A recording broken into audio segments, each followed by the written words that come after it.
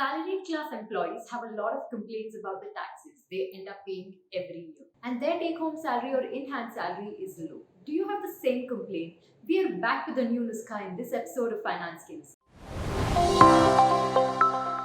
Hello and welcome. I'm Ekta from Clear. We are India's largest tax and financial services platform where we have served more than 6 million tax filers. Watch this video to understand how you can save tax on cars. Let us understand how you can consider the car lease policy at your company and save taxes. Before that, let us understand the basics. If the employer pays you a total of rupees 30 lakhs per annum, then the entire 30 lakhs is taxable in your hands. Of course, after considering all the deductions. But for this example, let us consider 30 lakhs as the final taxable amount. Now, say you purchase a car worth rupees 10 lakhs out of this income. Will this change your taxable amount from 30 lakhs to 20 lakhs? No, because this expense is not allowed as deduction.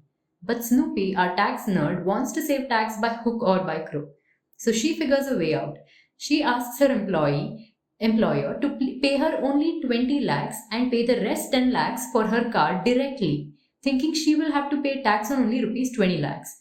But little did she know that there is a section called 1724 under the Income Tax Act which says that any amount which is paid by the employer for the benefit of an employee shall be taxable as perquisite.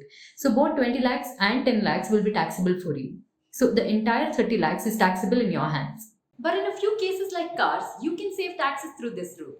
Say you get this car under the car lease policy of the company, then the lease rental, generally called as EMI, will be reduced from your salary income of 30 lakhs. Therefore, your taxable income will reduce and you will end up saving 30% on the total EMI paid during the year. Let's understand this better with the help of numbers. Say you pay an EMI of rupees 25,000 every month. Therefore, a total EMI per year will be 3 lakhs, which is deducted from your salary. Assuming that you are in the highest tax bracket, like in this example, you will save 30% of 3 lakhs, that is 90,000 rupees. The lease period is generally around 4 to 5 years. You will save this amount of tax every year.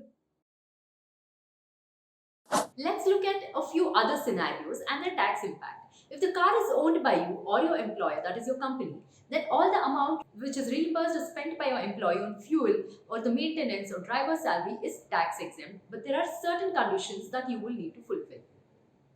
Employer certificate is required that the expenditure was incurred wholly and exclusively for the performance of official duties, and employer has to maintain a log with all the details of the journey undertaken by the employee for official purpose, that is, where all the employee went by car, and a copy of all the fuel bills.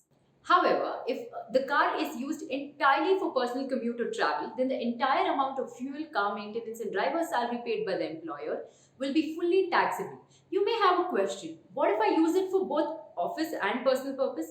Then in that case, a standard deduction will be given. Let's look at it. In case your employer does not reimburse those expenses and it is met by you, then the perquisite amount will be 600 per month for a car having engine capacity up to 1600 cc and 900 for a car with an engine capacity more than 1600 cc. Now, in case the expenses are reimbursed by your employer, then the perquisite amount will be the actual amount spent or which is reimbursed by the employer less the maintenance allowance of 1800 per month for a car having engine capacity up to 1600 cc or 2400 for a car with an engine capacity more than 1600 cc. And also a driver allowance of rupees 900 per month will be considered in all of these cases if a driver is provided by an employer. Therefore, if you use the car for both personal and official purposes, then this standard deduction will be given to you and you are not required to submit any bills. We have summarized all scenarios for you. You may pause the video and have a look. I'll leave you with a bonus, Nuskha.